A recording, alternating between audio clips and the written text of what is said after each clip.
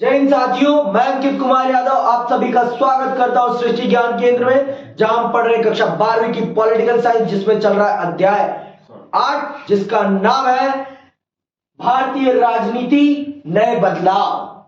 आपने last class में समझ लिया है कि 1990 के दशक में भारतीय राजनीति में कौन से 5 बड़े बदलाव हुए हैं।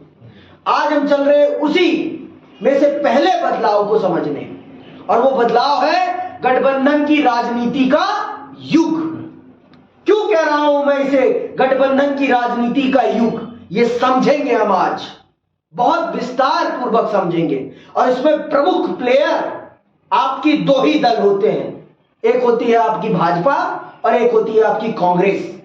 इनके गठबंधनों का शासन है ये। कुछ अन्य मोर्चों का भी शासन होता है कुछ समय के लिए, वो छोटा अल्पकालिक है, वो बड़ा लंबा नहीं चल पाता। लेकिन इन दोनों का, एनडीए और यूपीए का शासन लंबे समय तक रहता है। मैंने लिख दिया है, ये जो समय है 1989 से लेकर 2014 का, ये जो समय काल है, इसी समय काल को गठबंधन युग कहा जाता है। क्यों? क्योंकि यहां पर किसी भी एक दल के पास केंद्र सरकार में अपने दम पर सरकार बनाने की क्षमता नहीं थी। उसके इतने सांसद नहीं जीते थे कि वो अपने दम पर सरकार बना सके, किसी के पास ये क्षमता नहीं थी। इसीलिए ये जो समय काल है, इस समय काल को क्या कहा गया है? गठबंधन की राजनीति का काल। इस समय काल में जितने प्रधानमंत्री हमने बदले हैं ना, उतने हमने आजादी से लेकर इस समय तक नहीं बदले थे। सबसे ज्यादा प्रधानमंत्री बदले गए हैं इस समय काल में, सबसे ज्यादा।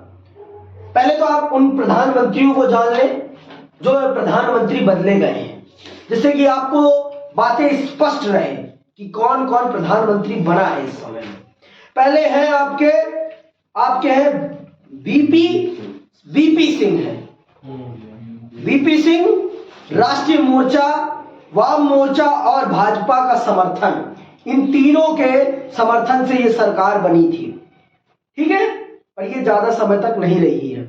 ये रही है 1989 से लेकर 90 तक।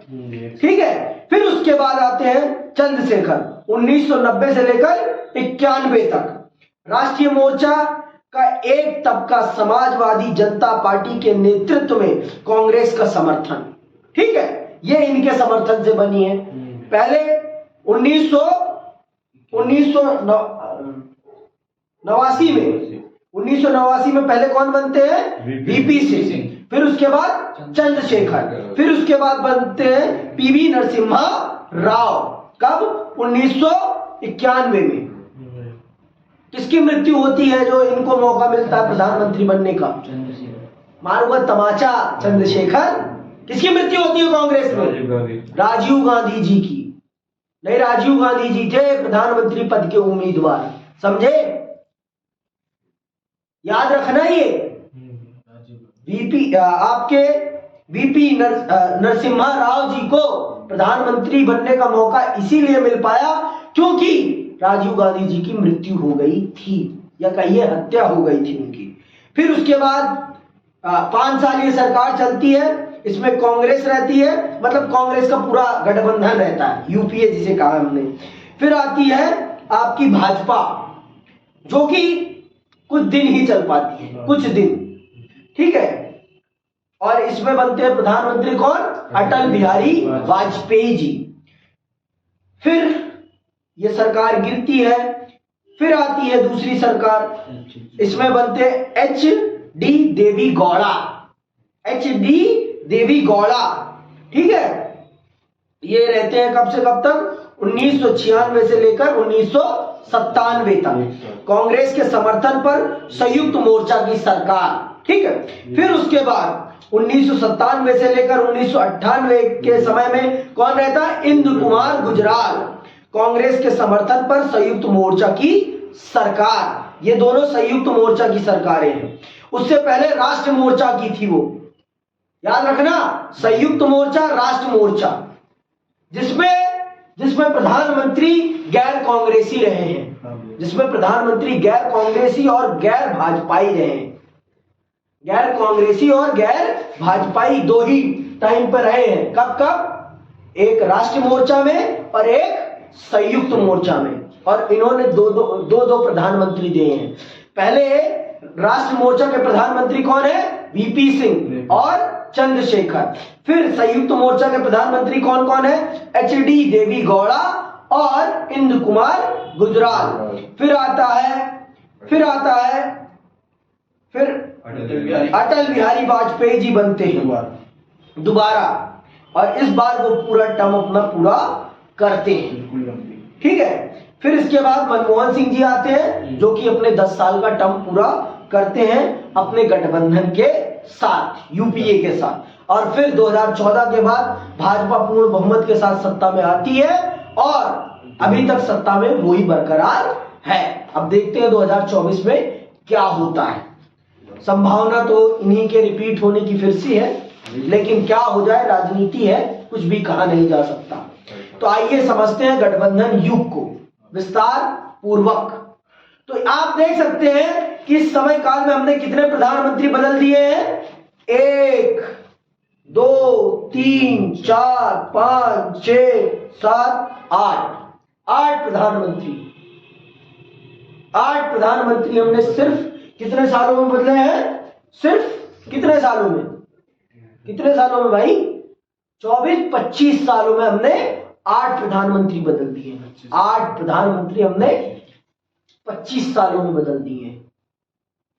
अब समझ रहे हो आप कि इस टाइम पर हमारे देश की जो शासन व्यवस्था थी वो स्टेबल नहीं थी। इस टाइम हमने सबसे ज्यादा चुनाव कराए हैं, सबसे ज्यादा। एक देश के लिए ये सबसे ज्यादा खर्चीला काम है चुनाव। चुनाव फ्री में नहीं होता, ये बात जान लो आप। चुनाव फ्री में नहीं होता। चुनाव कराने में बहुत मोटा पैसा लगता है, बहुत मोटा पैसा, और इससे देश के विकास को भी बाधा पहुंचती है। देश के विकास को भी बाधा पहुंचती है, ये भी जान लो आप। इसीलिए सरकार हमेशा ताकतवर चुनो, पर विपक्ष भी अच्छा चुनो। विपक्ष भी मजबूत होना चाहिए और पक्ष भी मजबूत होना चाहिए, जिससे कि जनता के अधिकारों के साथ कोई सरकार खेल ना सके। जनता के अधिकारों के साथ, जनता के मुद्दों के साथ कोई खेल ना सके। जनता की अपेक्षाओं पर पक्ष चले, क्योंकि विपक्ष मजबूत होगा तो पक्ष को जनता के मुद्दों पर ही काम करना पड़ेगा। आज की तरह अगर आप खोखला विपक्ष दोगे ना, जिसकी सुनी नहीं जाती, वो अच्छा नहीं है। और ऐसा घमंडी पक्ष मत दो जो अपने आगे किसी की सुने ही ना। घमंड नहीं होना चाहिए सत्ता का। सत्ता आज आपकी है, कल दूसरों की हो जाएगी, किसी के बाप की नहीं है सत्ता। सत्ता इस देश की जनता की है। आइए सुनते हैं और समझते हैं कि गठबंधन का युग क्या है और इस गठबंधन के युग में क्या क्या हुआ है। गठबंधन की राजनीति देश के लिए अच्छी होती है या बुरी होती है, इस चीज को हम समझते हैं। यही सबसे बड़ा परिवर्तन था 1952 से लेकर 1989 के बीच में। यही सबसे बड़ा परिवर्तन था, ये सबसे बड़ा परिवर्तन था। आप सब जानते हैं एक सरकार आई थी गैर कांग्रेसी, जो 18 महीने तक ही चली थी। 18 महीने या 22 महीने? 22 महीने, जिसमें भी उसने 2 प्रधानमंत्री बदले। जिसमें उसने अपने 2 प्रधानमंत्री बदले, नहीं तो पूरे समय काल में कांग्रेस का ही एक छत्र दबदबा रहा है। एक छत्र दबदबा जिसे कहते हैं। और उस समय काल में हमने कितने? पंडित जवाहरलाल नेहरू, लाल बहादुर शास्त्री, इंदिरा गांधी, है ना, 3। फिर इंदिरा गांधी, सरदार पटेल कहां से आ गए भाई? राहुल गांधी कहां से आ गए? ठीक है, इंदिरा गांधी। फिर उसके बाद फिर यही आए 2। कौन? निजलिंगप्पा कहां से आ गए? नहीं, वो उसमें नहीं आए। कहां? 18 महीने। कौन है निजलिंगप्पा? कहां से आए भाई ये बताओ। वो आया था, वो जो सबसे पहले खड़ा हुआ था ना। हाँ, वो जो कौन? जिसको 2 बार हटा दिया था। कौन? नाम याद नहीं आ रहा। नाम नहीं याद आ रहा? क्यों नहीं याद आ रहा? मोरारजी देसाई। कौन? मोरारजी देसाई। ये ज्यादा फिर चले थे। कहां चले लंबे समय तक? उसमें है। वो 18 महीने चले हैं। हाँ। फिर चौधरी चरण सिंह, वो कम से वो 4 महीने रहे हैं बस। वही कांग्रेस वही कह रहा हूँ। समझ में आ गई बात? कितने पहले हो गए? पंडित जवाहरलाल नेहरू, लाल बहादुर शास्त्री, इंदिरा गांधी, मोरारजी देसाई, चौधरी चरण सिंह और फिर राजीव गांधी। हमने 6 प्रधानमंत्री पद। लेकिन इस समय काल में हमने कितने बदल लिए? 8। 8 30 कहां से हो गए? 8 साल। ये समय काल 25 का है। 23 का होगा। कैसे? 1989 से हाँ लगा लो। 10 वो 20 20 4 24 और एक ये भी तो 25 हुआ ना। गणित गलत नहीं करी यार मैंने। नहीं मैं नहीं करता। ठीक है, तो ये 25 साल में हमने कितने? 25 साल में हमने 8 प्रधानमंत्री, और यहां हमने सिर्फ 6 इस समय काल में पूरे। देख लो। तो आप ये देखो कि क्या होता है। और पहली बात, मैंने आपको पहले ये प्रारंभ करते समय ही बता दिया था कि इस समय की जो राजनीति है ना, वो शासन विहीन सिद्धांत विहीन राजनीति है। कि सत्ता के लिए कभी इधर तो कभी इधर, सत्ता अपने हाथ में होनी चाहिए बस। सत्ता के लिए लोगों ने इधर से उधर जाने में, अपने सिद्धांतों को ताक पे रखने में कोई कोर कसर नहीं छोड़ी। सिद्धांत जाए भाड़ में, जनता जाए भाड़ में, सत्ता आए हाथ में। यही उस समय का सिद्धांत था। नीतीश कुमार की तरफ। नीतीश कुमार ने तो उस चाशनी को ऐसा चाटा है ना कि बिहार उनसे छूट ही नहीं रहा। बिहार की जनता उनसे छूट नहीं रही। ऐसी चाशनी चाट रखी है उन्होंने। पूरे बिहार को गर्द में डालने का अगर किसी ने काम किया तो वो नीतीश बाबू ने किया। नीतीश बाबू अपने आप को मुख्यमंत्री बनाए रखने के लिए हर साम दाम दंड भेद का प्रयोग करते हैं। कुछ भी हो जाए, सत्ता में मैं रहना चाहिए बस। सिद्धांत जाए भाड़ में। सिद्धांत का तो कुछ है ही नहीं उनके जीवन में। राजनीति सिद्धांतों पर होनी चाहिए, तब अच्छी लगती है। राजनीति के कुछ सिद्धांत होते हैं, और सिर्फ नीतीश बाबू गलत नहीं है इसमें, भाजपा भी उतनी ही गलत है। पहले थूकेगी फिर उसी को चाटेगी। उन्होंने भी तो कहा, उनके गृह मंत्री ने कहा कि हम नीतीश बाबू और लल्लन बाबू को ये चेतावनी दे देते हैं कि उनको वापस नहीं लेंगे। फिर थूक के चाट के ले लिया ना वापस। तो इसका मतलब आज जो केंद्र में सत्ता है, ताकतवर है, वो भी अपनी सत्ता को काबिज करने के लिए साम दाम दंड भेद प्रयोग कर रही है, और अपने आप को कहती है हम राम के सिद्धांतों का अनुसरण करते हैं। यही राम के सिद्धांत है? अब आप खुद बताओ मुझे। प्रभु श्री राम ने यही सिखाया है कि मर्यादा पर चलना सिखाया है? अटल बिहारी वाजपेयी जी थे, सच में प्रभु श्री राम के सिद्धांतों का अनुसरण करते थे। उन्होंने सत्ता को हमेशा सिद्धांतों से दूर रखा। पहले सिद्धांत, फिर उसके बाद सत्ता। सिद्धांतों से उन्होंने कभी कॉम्प्रोमाइज नहीं किया। लेकिन आज वर्तमान भाजपा सत्ता के लिए तोड़ मरोड़, खरीद फरोख्त सब करती है। सबको पता है कि खरीद फरोख्त, तोड़ मरोड़ सब हो रही है, फिर भी कोई बोल नहीं पाता।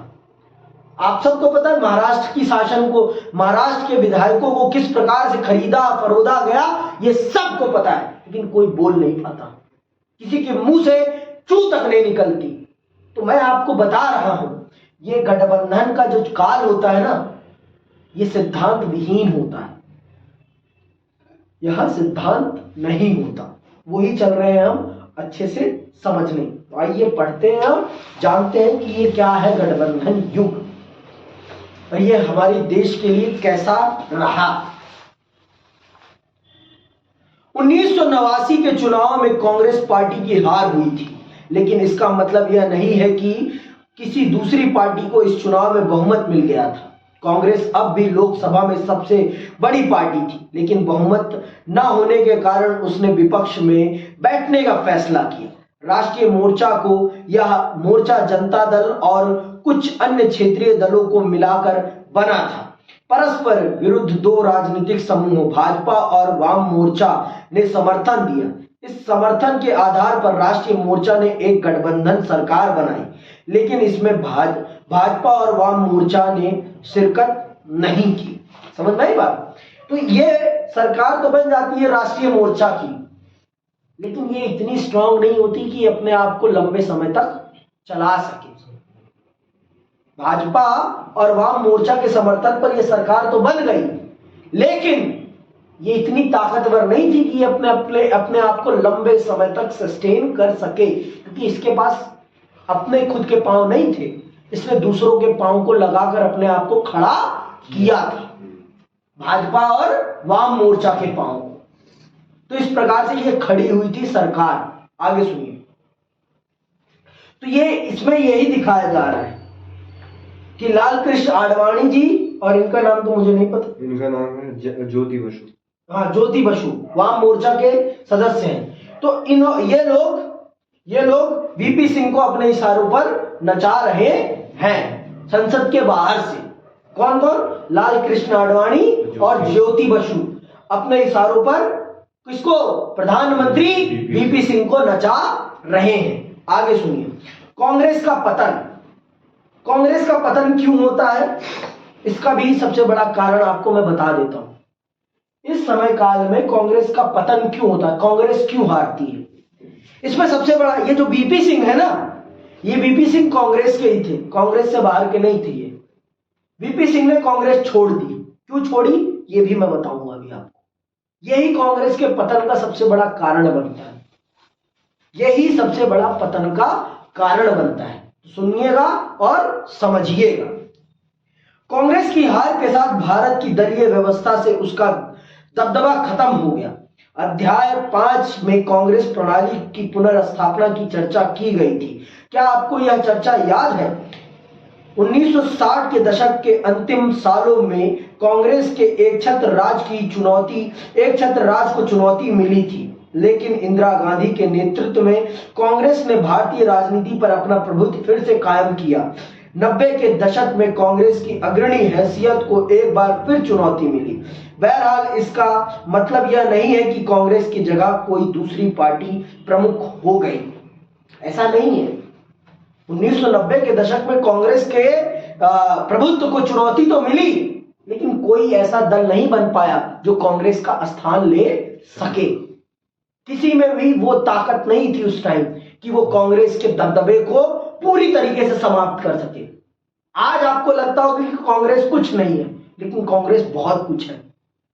कांग्रेस बहुत बड़ा संगठन लेकर चलती है। आज भी एक नेता का अभाव है, बस जिस दिन उसे अपना एक अच्छा नेता मिल जाएगा, फिर से वो उठ खड़ी होगी, क्योंकि इस देश की जनता कट्टर नहीं है। ये बात आप जान लो, इस देश की जनता कट्टर नहीं है। इस देश की जनता प्रेम मोहब्बत से रहना पसंद करती है कि नहीं रहना पसंद करती? मारपीट पसंद है?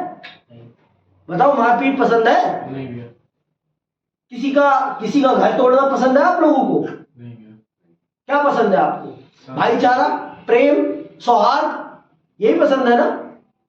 तो इस देश की जनता में प्रेम है,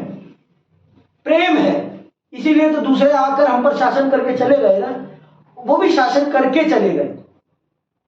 क्योंकि हमारे देश में ना हमने कभी नफरत नहीं सीखी है, हमारा देश नफरत नहीं सिखाता, और ना हमने कभी किसी से नफरत की है। तो इसीलिए कट्टरता का भूत एक ना एक दिन उतरेगा, ये पक्का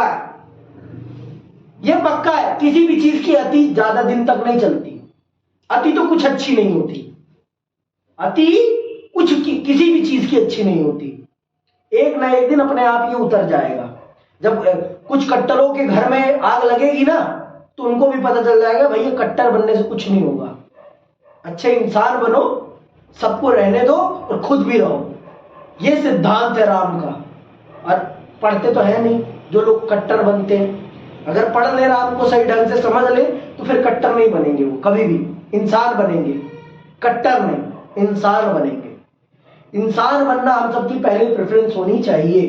तो वही चीज है कि कांग्रेस कमजोर जरूर हुई थी, लेकिन सबसे बड़ा दल वही थी। उसने दूसरों को मौका दिया कि आप ट्राई करो, आप भी ट्राई करो भाई, आपकी भी देखे जनता कि कांग्रेस को ना चुनकर जनता ने क्या बड़ी गलती करी है। जनता को यह आभास दिलाना कांग्रेस के लिए बहुत जरूरी था। ये राजनीति है, तो कांग्रेस ने करा वही कि भाई सबसे बड़ा दल थी, लेकिन फिर भी उसने अपनी सरकार नहीं बनाई, उसने मौका दिया दूसरों को। तो राष्ट्रीय मोर्चा की सरकार बनती है जिसमें भाजपा और वाम मोर्चा उन्हें सहयोग देते हैं, लेकिन ये सरकार ज्यादा दिन तक टिक नहीं पाती। ये सरकार ज्यादा दिन तक टिक नहीं पाती, आप सब देखते हैं। ये सरकार ज्यादा दिन तक टिक नहीं पाती, सिर्फ 2 साल, और 2 साल में 2 प्रधानमंत्री बदल जाते हैं। 2 साल और इन्हीं 2 सालों में 2 प्रधानमंत्री बदले जाते हैं। आगे सुनिए। इस दौर में कांग्रेस के दबदबे के खात्मे के साथ बहुदलीय शासन प्रणाली का युग शुरू हुआ। यह तो निश्चित ही है कि अपने देश में अनेक पार्टियां चुनाव लड़ती आई हैं। हमारी संसद में हमेशा कई दलों के सांसद रहते हैं। 1989 के बाद एक नई बात देखने में आई। अब कई पार्टियां इस तरह उभरी कि किसी 1-2 पार्टी को ही अधिकांश वोट या सीट नहीं मिल पाते थे। इसका मतलब यह भी हुआ कि 1989 के बाद से लोकसभा के चुनाव में कभी भी किसी एक पार्टी को 2014 तक पूर्ण बहुमत नहीं मिला। इस बदलाव के साथ केंद्र में गठबंधन सरकारों का दौर शुरू हुआ और क्षेत्रीय पार्टियों ने गठबंधन सरकार बनाने में महत्वपूर्ण भूमिका निभाई। तो इसीलिए कहते हैं ये जो समय काल है, ये जो 25 साल का समय काल है, इस 25 साल के समय काल को हम गठबंधन युग कहते हैं। क्यों? क्योंकि इस समय काल में किसी भी एक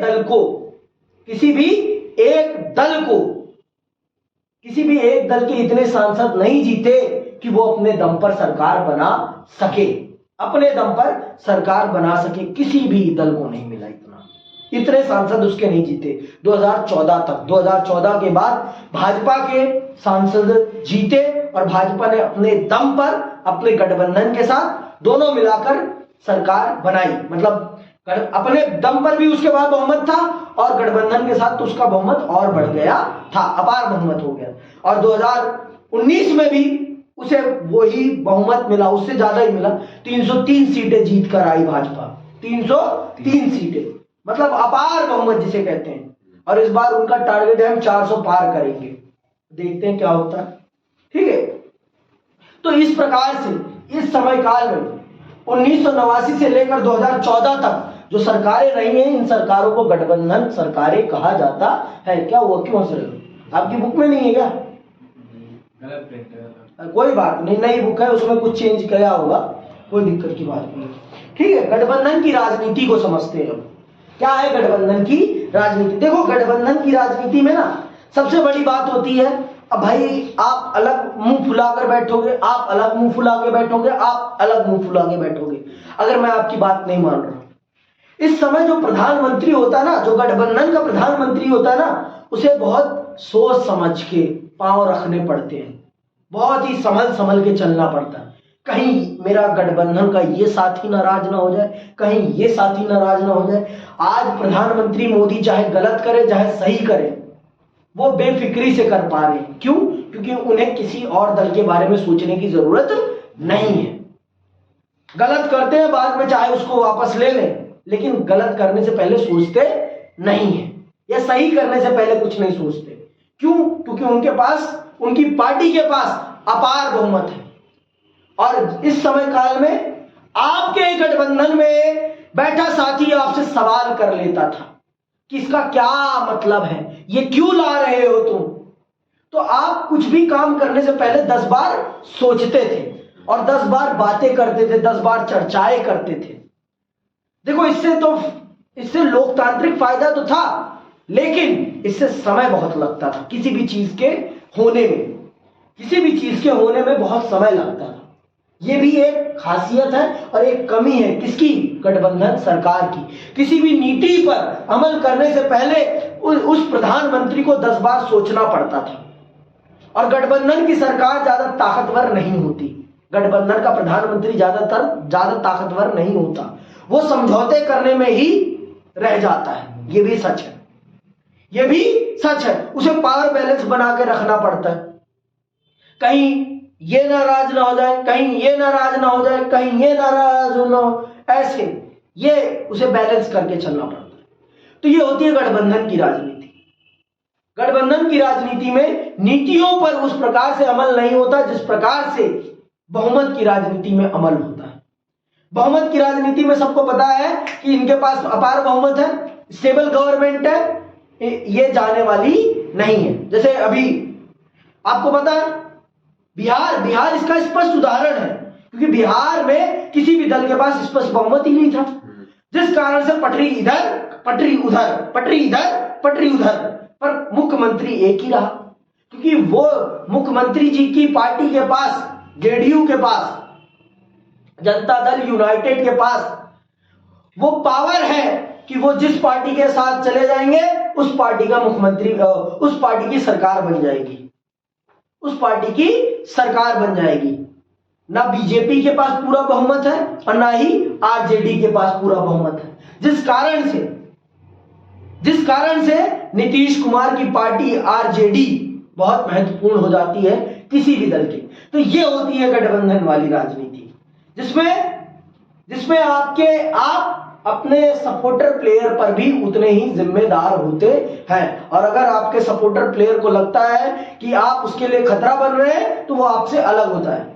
नीतीश जी ने क्या कहा कि काम हो रहा था और उसका मुझे क्रेडिट नहीं दे रहे थे, कौन? तेजस्वी यादव, इसीलिए मैं उनसे अलग हो गया। अलग होने का और कोई कारण नहीं है, सिर्फ क्रेडिट नहीं मिल रहा था।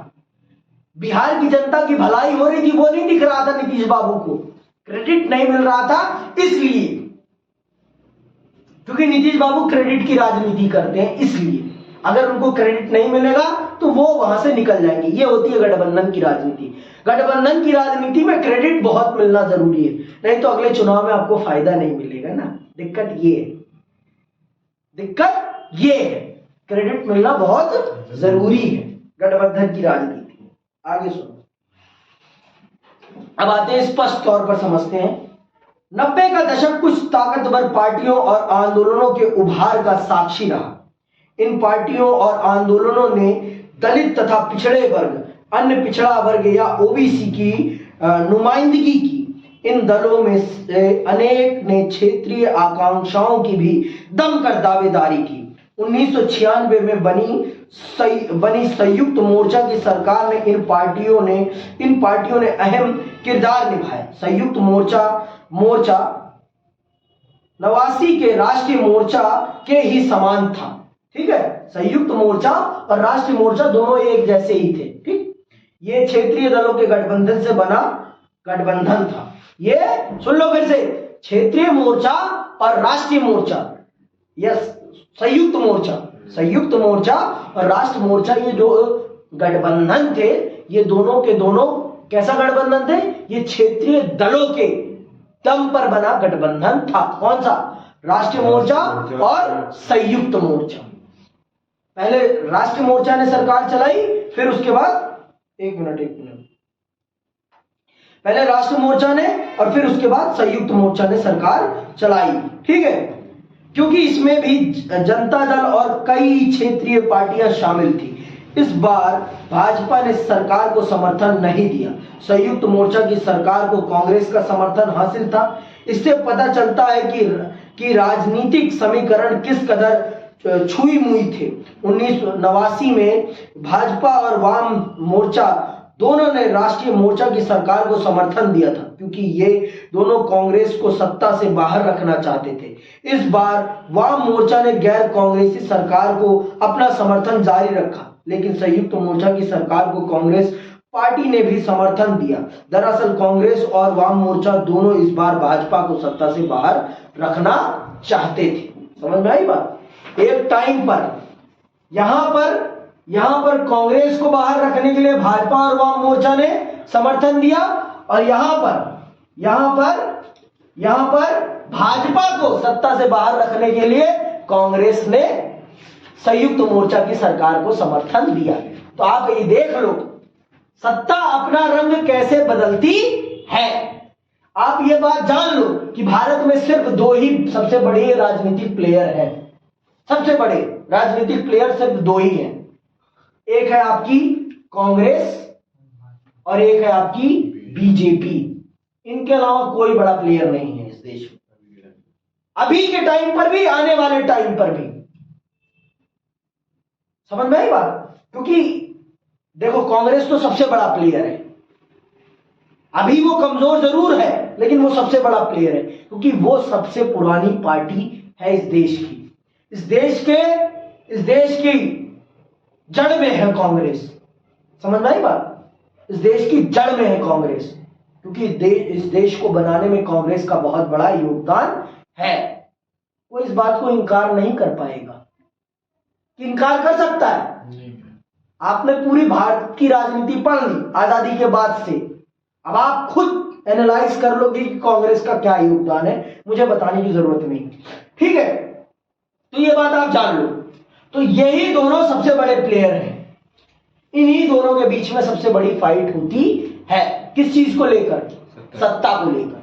कभी ये इसको, कांग्रेस इसको बाहर रखने के लिए समर्थन दे देती है दूसरे दलों को, तो कभी बीजेपी कांग्रेस को बाहर रखने के लिए समर्थन दे देती है। जैसे यहां पर राष्ट्रीय मोर्चा को बीजेपी ने इसलिए समर्थन दिया क्योंकि उसे कांग्रेस को सत्ता से बाहर रखना था, और यहां पर कांग्रेस ने इसलिए संयुक्त मोर्चा की सरकार को समर्थन दे दिया क्योंकि उसे बीजेपी को सत्ता से बाहर रखना था।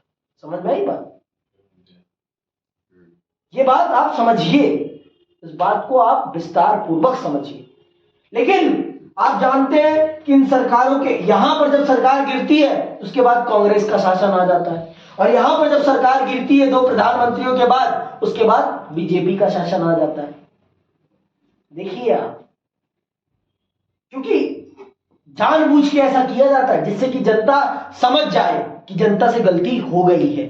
जनता ने जिनको चुना है वो ताकतवर नहीं है, असली में ताकतवर वो है जिनको आपने बड़ा सबसे मार्जिन दिया है, लेकिन आपने उन्हें पूरा मार्जिन नहीं दिया। तो कृपया उनको पूरा मार्जिन दें आप, जिससे कि वो सत्ता को संचालित कर सके। तो आप देखते हैं कि ये सरकार, राष्ट्रीय मोर्चा की सरकार कब तक चलती है? 2 साल चलती है, उसके बाद फिर चुनाव होते हैं। उस चुनाव में कौन जीतता है? कांग्रेस जीत जाती है। कांग्रेस के पास सबसे बड़ा मार्जिन होता है और फिर वो अपना गठबंधन बनाकर सरकार बना लेती है। और यहां पर भी वही होता है। 2 साल सरकार चलती है, उसके बाद सरकार गिर जाती है, उसके बाद फिर चुनाव होता है, फिर अटल बिहारी वाजपेयी जी जीतकर प्रधानमंत्री बन जाते हैं। समझ में आई बात? ये राजनीति है कि यहां पर सबसे बड़ी सत्ता है, उसके बाद दूसरी चीजें हैं। भाड़ बजाए सिद्धांत, सबसे पहले सत्ता आए बीच। थोड़ा बहुत तो यहां सिद्धांत था कि कांग्रेस बीजेपी सत्ता के लिए कुत्ता घसीटी ज्यादा नहीं करती थी, लेकिन आज के टाइम पे तो अलग ही है, अलग ही लेवल पे खेला जा रहा है। आज तो खरीद फरोख्त इतने बड़े स्तर पर हो रही है विधायकों की, सांसदों की, कि जनता देखते हुए भी अंधी है।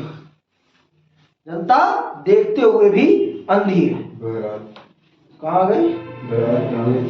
बहरहाल इन्हें ज्यादा दिनों तक सफलता नहीं मिली और भाजपा ने 1991 तथा 1996 के चुनाव में अपनी स्थिति लगातार मजबूत की। 1996 के चुनाव में यह सबसे बड़ी पार्टी बनकर उभरी। इस नाते भाजपा को सरकार बनाने का न्योता मिला, लेकिन अधिकांश दल भाजपा की नीतियों के खिलाफ थे और इस वजह से भाजपा की सरकार लोकसभा में बहुमत हासिल नहीं कर सकी। आखिरकार भाजपा एक गठबंधन, राष्ट्रीय जनतांत्रिक गठबंधन, जिसे हम क्या कहते हैं? एनडीए।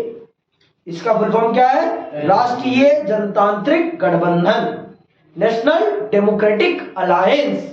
ठीक है, एनडीए का फुल फॉर्म क्या है? National democratic alliance. हिंदी में कहते हैं राष्ट्रीय जनतांत्रिक गठबंधन। ठीक है, के अगुवा के रूप में सत्ता में आई और 1998 के मई से 1999 के जून तक सत्ता में रही। फिर 1999 के अक्टूबर में इस गठबंधन ने दोबारा सत्ता हासिल की। रजक की इन दोनों सरकारों में अटल बिहारी वाजपेयी प्रधानमंत्री बने। 1999 की रजक सरकार ने अपना निर्धारित कार्यकाल पूरा किया।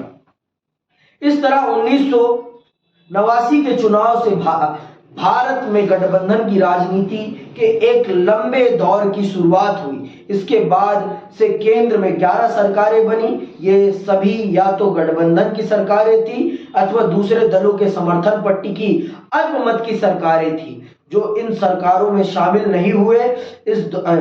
इस नए दौर में कोई सरकार क्षेत्रीय पार्टी की साझेदारी अथवा उनके समर्थन से ही बनाई जा सकती थी। यह बात 1989 के राष्ट्रीय मोर्चा सरकार, 1996 और 1997 की संयुक्त मोर्चा सरकार, 1998 और 1999 की रजक, 2004 और 2009 की संप्रग सरकार पर समान रूप से लागू होती है। हालांकि 2014 में यह प्रवृत्ति बदल गई है। ठीक है, उसके बाद से 2014 के बाद से यह स्थिति बदल गई है। तो यह है आपके गठबंधन की राजनीति का युग, जिसमें बिना क्षेत्रीय दलों के दम पर सरकार बनाना असंभव था। और यह भारत की राजनीति में सबसे बड़ा परिवर्तन था। यह भारत की राजनीति में सबसे बड़ा परिवर्तन था। इससे बड़ा परिवर्तन और कुछ नहीं हो सकता था। इतना बड़ा परिवर्तन देखा था भारत की राजनीति में।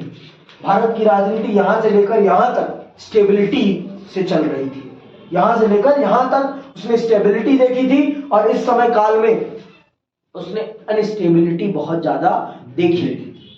और इस समय भारत की राजनीति में कह सकते हैं हम सच्चा लोकतंत्र आया। लोकतंत्र की सही परिभाषा सिद्ध हुई कि लोकतंत्र वास्तविक रूप में होता क्या है।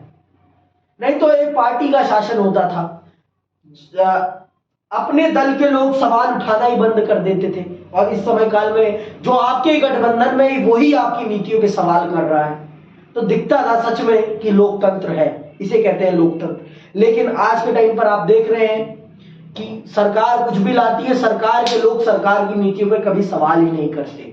संसद में बहस ही नहीं होती, पाट पाट पाट पाट पाट पाट पास हो गया बिल, खत्म कहानी। राष्ट्रपति साहिबा ने गुग्गी मार दी, वो बिल क्या बन गया, कानून भारत में लागू। फिर बाद में जनता उसका प्रोटेस्ट करके उसे हटवाती है। देखा है आपने, चाहे वो किसान बिल हो, चाहे वो हिट एंड रन केस वाला बिल हो, क्योंकि संसद में चर्चा होती ही नहीं है उन पर, क्योंकि भाजपा के पास पूर्ण बहुमत है। इसीलिए मैं कह रहा हूं, आप पक्ष को ताकतवर बनाएं, लेकिन उसके साथ विपक्ष को भी ताकतवर बनाएं, जिससे कि देश की जनता के अधिकारों की नुमाइंदगी अच्छे से हो सके, कोई गड़बड़ झाला ना हो पाए। समझ में आई बात? आगे सुनिए। आइए अब तक जो हमने सीखा उसे इस बदलाव के साथ जोड़कर देखने की कोशिश करें। माना जा सकता है कि गठबंधन सरकारों का युग लंबे समय से जारी कुछ प्रवृत्तियों की परिणति है। पिछले कुछ दशकों से भारतीय समाज में गुपचुप बदलाव आ रहे थे और इन बदलावों ने जिन प्रवृत्तियों को जन्म दिया वे भारतीय राजनीति को गठबंधन की सरकारों के युग की तरफ ले आए। तो वो कौन से बदलाव हैं जिन्होंने भारत की राजनीति को गठबंधन के राजनीति की तरफ मोड़ा? अब हम उन सब चीजों को समझेंगे। यही है ना? दूसरे अध्याय में हमने पढ़ा था कि शुरुआती सालों में कांग्रेस खुद में ही एक गठबंधन नुमा पार्टी थी। इसमें विभिन्न हित, सामाजिक समूह और वर्ग एक साथ रहते थे। इस परिघटना को कांग्रेस प्रणाली कहा गया है। आप सब जानते हैं कि शुरुआती 20 सालों तक, शुरुआती 20 साल क्यों कह रहा हूं, 15 सालों तक कांग्रेस अपने आप में ही एक गठबंधन वाली पार्टी थी। मतलब बहुरंगी, भारत की विविधता, वैचारिक विविधता, सामाजिक विविधता को परिभाषित करने वाली पार्टी थी 15 सालों तक। अपने शुरुआती 15 सालों तक कांग्रेस विविधता वाली पार्टी थी। लेकिन धीरे धीरे कांग्रेस की विविधता जाती गई, कांग्रेस एक विचारधारा वाली पार्टी बन गई। और कांग्रेस से जितने भी विपक्षी दल, सिर्फ भाजपा को छोड़ दे तो अधिकतर जितनी भी राजनीतिक पार्टियां हैं भारत में, उनका प्रत्यक्ष रूप से या अप्रत्यक्ष रूप से जन्म कांग्रेस से ही हुआ है। वो कांग्रेस से ही निकली है या कांग्रेस के नेताओं ने ही बनाई है। सिर्फ भाजपा को और वाम मोर्चा को दूसरे लोगों ने बनाया, नहीं तो भारत में जितनी भी राजनीतिक पार्टियां हैं उनका इंटरलिंक आपको कहीं ना कहीं से कांग्रेस से मिल जाएगा। आप सबको पता है कि शुरुआती 15 से 20 साल तक कांग्रेस एक सतरंगी छाता थी, लेकिन वो सतरंगी छाता धीरे धीरे एक रंगी छाते में बदल गया जाता है। ठीक है, 5वें अध्याय में हम यह बात पढ़ चुके हैं कि 1960 के दशक के विभिन्न समूह कांग्रेस पार्टी से अलग होने लगे और उन्होंने अपनी खुद की पार्टियां बनाई। हम इस बात पर भी गौर कर चुके हैं कि 1977 के बाद के सालों में कई क्षेत्रीय दलों का उदय हुआ। इन सारे कारणों से राष्ट्रीय पार्टी कमजोर हुई, लेकिन कोई दूसरी पार्टी इस तरह से नहीं उभर पाई कि कांग्रेस का विकल्प बन सके। ठीक है, तो हमने ये समझ लिया कांग्रेस का विकल्प 1990 तक नहीं था। 1990 के बाद भाजपा ने कुछ ऐसे काम किए जिसके कारण से उसकी पूरे भारत में पकड़ बन गई, और उन्हीं कामों की ओर हम निगाह डालेंगे। तो आइए अब हम समझेंगे तो क्या हुए 1990 में सबसे बड़े बदलाव। अब अगली क्लास में हम इसको समझेंगे। आज के लिए बस इतना, इसी के साथ मैं आपसे विदा लेता हूं। जय हिंद, जय भारत।